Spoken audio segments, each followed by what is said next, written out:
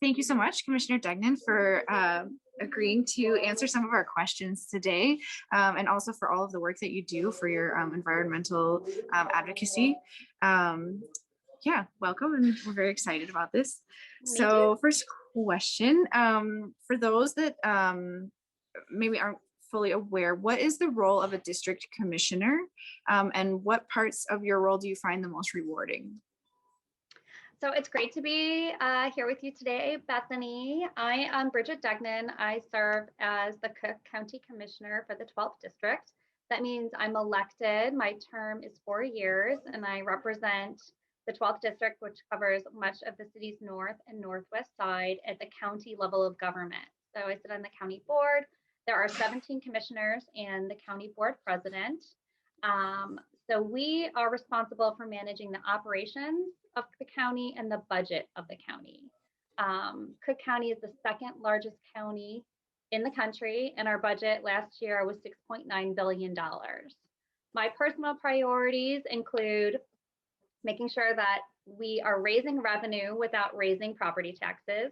Every year, the county employees get a small pay raise. So over time, the county budget is going to have to expand. And what I don't want to happen is for that burden to be placed at the feet of the taxpayers. So we always try to find small revenue generation programs and initiatives that can support small pay increases and funding our pension without increasing property taxes. So we've spent 24 years now at the county without raising any property taxes. So that's a huge lift, and it's something I think we're all very proud of. Some other initiatives that I've worked really hard at and that I'm proud of are combating climate change through green initiatives that we promote regularly. And we aim at the county with the properties that we own and control to reduce our carbon footprint.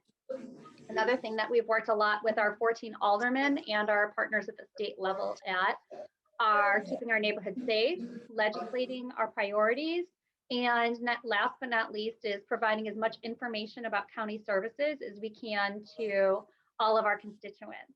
Over COVID, that's been a little bit more difficult because we can't go door to door, but we do plan to return to that this summer to get the programming information out there. So I serve on the county board as the chair of the audit committee and the vice chair of the environment and sustainability committee, and I'm the vice chair of the rules committee, which doesn't sound that glamorous, but I'm a very rule-based person, so for me it works really well.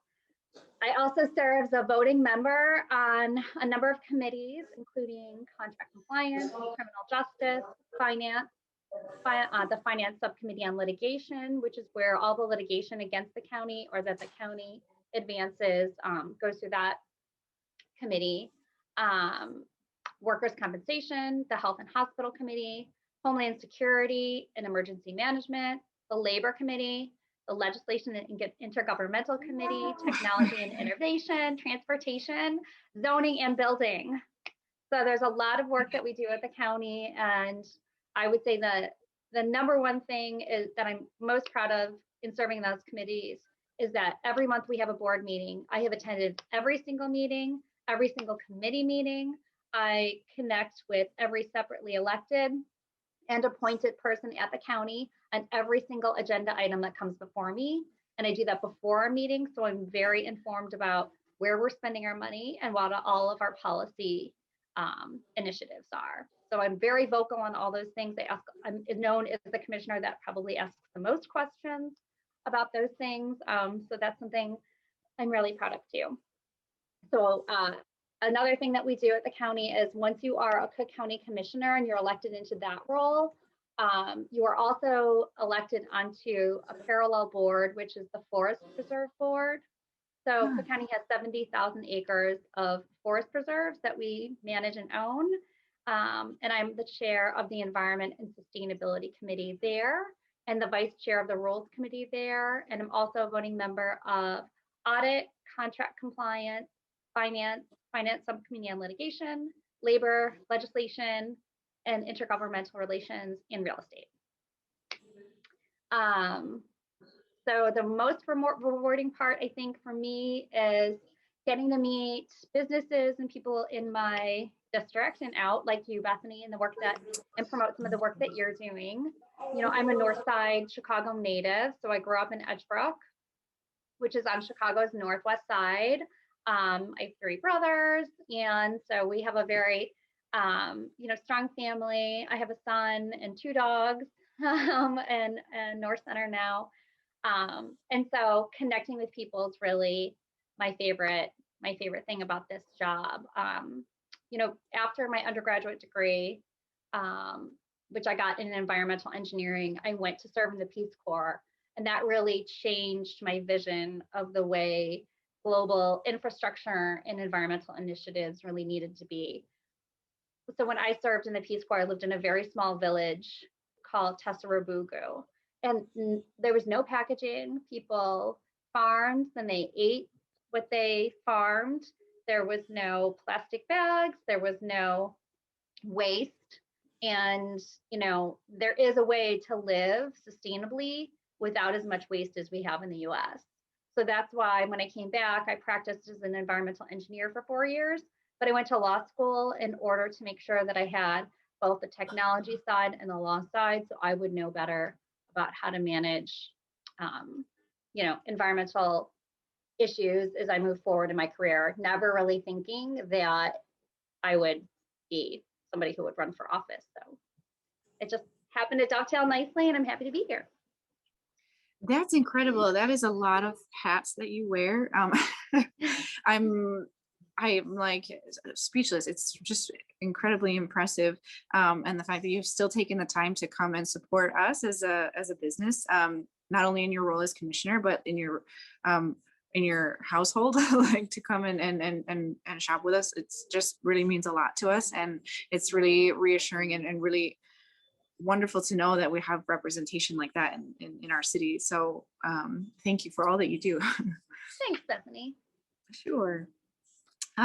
So you kind of already touched on it a bit. So maybe we can just talk about, because my next question was to ask you about the environmental initiatives that you've been working on as the commissioner, or in any of the other lots of roles that you fill. Working with the county, but maybe if you want to tell us just about like your one or two favorite or most important initiatives that you work on regarding sustainability and environmental responsibility within the city. So when I was first elected, my chief of staff, Tara Meyer, and my legislative director, Lori Probasco, and I went around to as many environmental groups in Chicago and Cook County and the state as we could talk to. And what we found was that there's been a lot of research, there's been a lot of policy that's been crafted over time, but putting that policy into action has there's a dearth right there, right? Because it's really hard to push policy into action unless you have the means to do it. And so we decided that we should create a Cook County Environmental Commission. So it's not a committee that other commissioners sit on. It's a commission of 9 experts. And what we wanted to do was take the policy that had already been drafted and actually execute it. So that's what we've been doing. I did create the commission. We have 9 experts. It's been amazing over the last year and a half. We selected 3 different initiatives to work on, an easy, medium, a hard.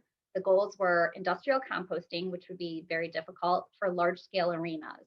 Think of places that generate a lot of food waste, like your hospitals, like the United Center, places like that. The second one was tree planting and care to increase the urban tree canopy. More trees are cut down in Chicago every year than are planted. So we wanted to gather together different initiatives to push out tree planting in the city and the suburbs, and then amending the City of Chicago weed ordinance to allow for native gardens. Right now, any plants that are over 10 inches are considered weeds that violate that ordinance. We want to make sure that that ordinance is amended to allow for people to have native gardens. The second thing is I wrote legislation to create a solar schools program to make it easier for schools to incorporate solar panels and then on their roofs or on their property, and then to create a companion program where kids can find out just how many kilowatts of energy are brought in by the solar panels and kind of what that means for their school. So it's cool because it's techie, hopefully gets girls more interested in science that may not be as interested in it. When I was an engineer, there were very few women in the engineering program. More women are interested in it and do it these days, but still there is a huge gap between the number of men that are engineers and the number of women. And I'd like to see more women do it. You don't have to be an engineer forever. I wasn't. I mean, I went on and became a lawyer, and I was a Peace Corps volunteer, but that engineering background really trained my brain to think in a very organized way about problem solving. And that's helped me in all jobs. And engineering has a credibility and a cachet that comes with it that no matter where I am in my career, nobody can ever take it from me. So it's really helpful. The last thing I'd say is we just passed the CEJA resolution asking our state senators and state reps to pass the Clean Energy Jobs Act. And that, I think, hopefully that will pass this session.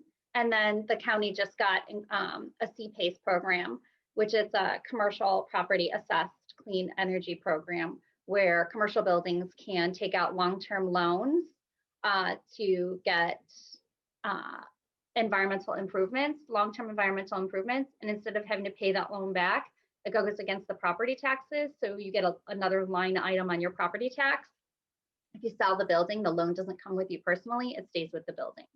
So that's really cool. Oh, that is really cool. Yeah. Amazing. So, I mean, those are some really big initiatives. I think that the commission that you put together sounds fantastic because it's always great to have experts that are able to, have a say in the way that governments run things. I think that's fantastic.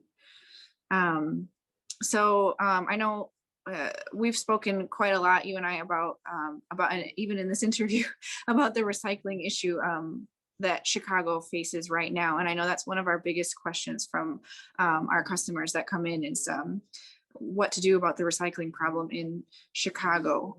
So what would you say are the biggest issues facing the current recycling system that Chicago has? And what would be the first steps that can be taken to improve it?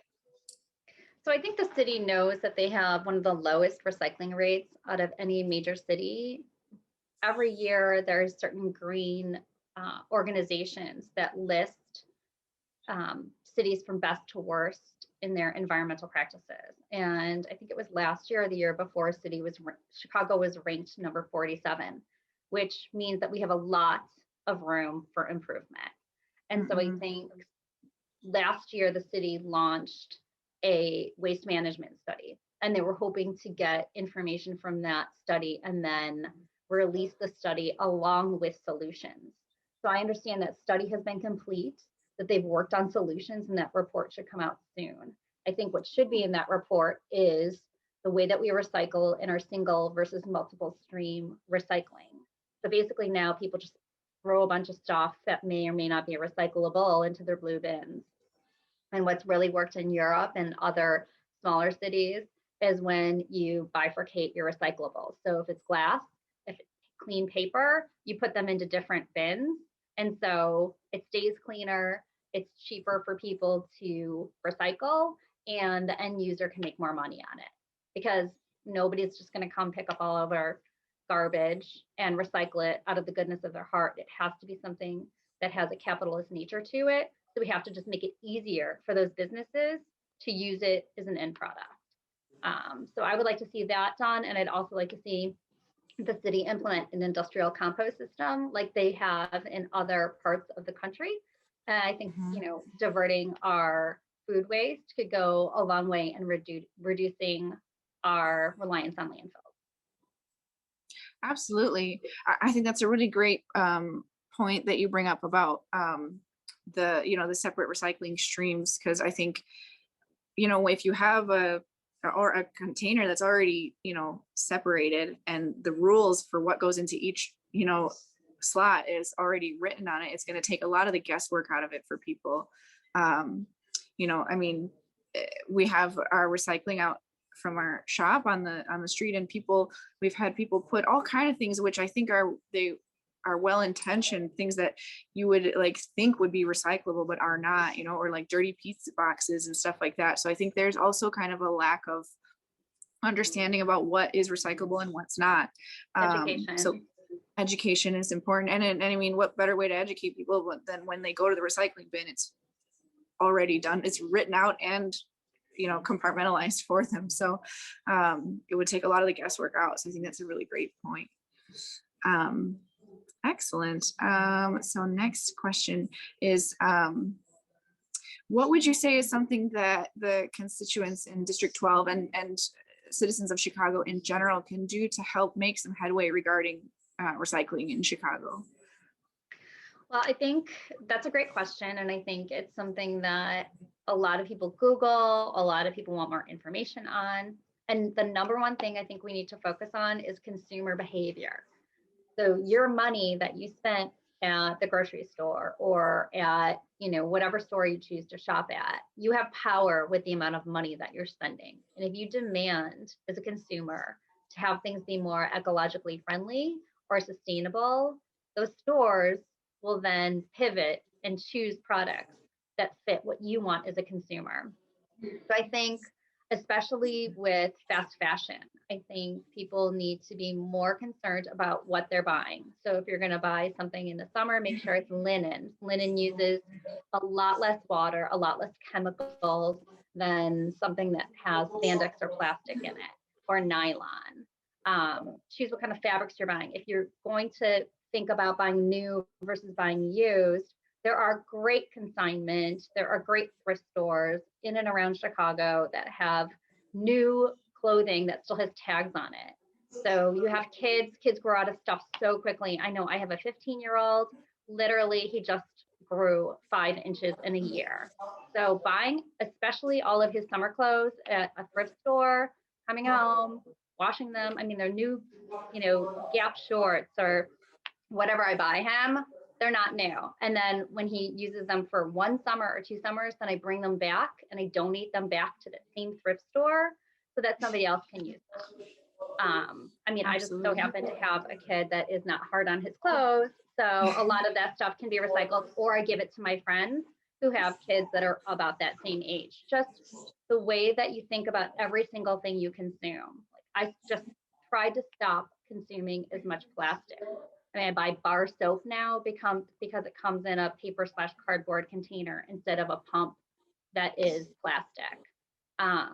Like I mentioned, plastic water bottles, we don't need them. Carry a reusable bottle. Anything that's going to end up in the ocean is bad for all of us. I could go on and on, but I really think the idea is to Google. You can use the Google machine and just say, how can I, buy things that are more environmentally responsible? What can I do to be more, top 10 things I can do to be environmentally responsible? I would also say, though, that you can volunteer at a bunch of local food gardens. I know the Montrose Metro Garden over there. Awesome. You can get a plot. You can have it all summer long. You can, have your tomatoes and your green beans and garden yourself along. And it's a great community. People get to know other people through that. It's really, it's a great opportunity. Excellent. Excellent. Really, really good points. Voting with your dollar is also, I think, it's power that people don't always realize that they have. That the more you're choosing certain things, you're going to see your stores. Then, I mean, as a store, we always want to increase whatever it is that people want the most of. So if people are asking, in a store that's not focused only on sustainable products or plastic free products, and they see all of the people buying, plastic free, then that's for definitely what they're going to increase their inventory of. So it really is just a simple cause and effect. Yeah. And I think, I think people believe that elected officials get so many constituent questions and so many constituent concerns that they don't feel like their one concern is as meaningful. I really encourage people to reach out to their alderman, reach out to their Cook County commissioner, reach out to their state rep and say, what are you doing for the environment? It's my number one voting point. When I go to the polls, I'm going to look at what you did to support the environment next time, and I want to see some meaningful work done. You can say that in a very nice way, or ask that elected official if you can get involved too, and they would love it. Absolutely. I think even, personally, I didn't realize before we opened the store, we didn't fully realize how accessible local representatives are. But, now having kind of gotten to know the system a bit better, I think, aldermen, commissioners, everyone is very like available, and they're out in the community answering questions and listening to people's concerns. So I think that's really great. That's a really great way for people to participate in their own community and the choices that are made in the community. So excellent. Thank you. Okay, so the COVID-19 question. How has COVID-19 affected your work as the commissioner, and what part of that has been the most challenging? Well, I think I'll take the second part of that first. The most challenging has been watching people that are constituents of yours pass away from this pandemic, knowing that not enough was done on the front end to really depress the spread. And that's heartbreaking when you see people not at the beginning not be able to be with their friends and relatives as they passed away from this disease, and how, how slow we were at the federal level of responding to it. That was definitely the most challenging and heartbreaking, because I felt like our hands were tied to a certain extent. My favorite part of this job is face to face with constituents, learning about who they are, their backstory, and what services we can help them with, regardless if it's just a county service or connecting them to their alderman or their state reps. Having that face-to-face time with constituents is no longer a possibility. We will definitely get back to door knocking and spreading the word this summer. But that was, arguably the most rewarding part of my job, and not having the ability to do that was very difficult. I guess also seeing the way that our small businesses like restaurants were decimated and went out of business was also really heartbreaking. So, we've done as much as we can to contact those small businesses, get them support that they need for property taxes. Say you couldn't pay your property taxes, we would find a way to connect with them with the treasurer's office so they would pay as much as they could, so that their penalties and their interest would be reduced, rather than them being, panicked, paralyzed, and not paying anything. So, the other part is webinars, and all the Zoom calls are a great way to kind of put a Band-Aid on the issue. But it's kind of like, if you love ice cream, it's kind of like just eating, flavored ice all the time. It's going to get you through, but it's not your favorite thing. So we've done, Sure. Doing the Zoom calls and all of that has been a great way to connect. But I'm really just looking forward to being back in person and making sure that we can help people and make those personal connections, because storytelling and, personal connections make all of our hearts warmer and all of us happier. And so I'm looking forward to that, the return of that. Absolutely. Absolutely. Okay, so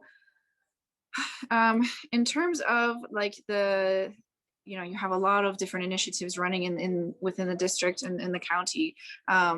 But what would you say would be like the most important environmental progress that you would like to see within District 12 and within Cook County over the next few years? Well, I'd like to see the Cook County Commission that we started back in 2019 grow, and the number of objectives and initiatives grow as well. I'd like to see what we have, the 3 we have now, be executed and resolved. Like, I'd like to see those completely done, take on 3 new ones, and then move towards those and have those done, so that a couple years from now, God willing, I'm reelected, to a second 4-year term, that we'll just have like this bushel basket of completed items, and that would make me really, really happy. I'd also like to see more constituent outreach to me, saying, hey, this is something I'm concerned with, can you help me fix it? Because I do love to be a problem solver. I love fixing problems. It makes me feel very, just satisfied, I guess. So hopefully, we'll have more people contact us to have more outreach about things that they're concerned with. And I'd really like to see the state pass the Clean Energy Jobs Act. So if some of your constituents wanted to get a hold of you, how would they go about doing that? Well, thank you for asking. You Sure. can email me at district12@cookcountyil.gov. You can also please follow me on social media because we have great content. We work really hard on our content, and that's one of the primary ways that we can get information out about services that we offer. So please follow me on Twitter, on Instagram, on Facebook. And you can always Google us. We have a webpage at www.commissionerdegnan, which is DEGNEN.com. And we have lots of great links on there. That website's updated regularly. So you can go there and check us out. And our phone number is everywhere. So. Excellent. So hopefully you won't get flooded with too many complaints and questions. Flood me. Okay. Excellent. So I think that was all of our main questions. The last question was kind of open-ended. Is there anything that we didn't cover that you want to talk about, or any kind of info that you'd like to pass to the constituents that might be followers of our page, that are local kind of customers and such? Well, first, I would say everybody should go to Echo and the Flamingo because it's a great shop, and they have great sustainable products. I guess I just want to really reiterate, Bethany, that I'm here to help residents, not just of my district, but in Cook County. If there's anybody that needs guidance, if you'd like to see me do something I'm not doing, I'm open to constructive criticism, as well as people being happy with my work. It's always nice when people are happy. But if they're not, I'm also, very open to people saying that they'd like to see me move in a different direction. We do a lot of work with property tax appeals, exemptions. We've done a lot of work with the vaccination and business support. I love learning about people and their different backgrounds. I love humor and levity, and infusing all situations with a little bit of levity and humor as it's appropriate. And really, I think, is my time in the Peace Corps really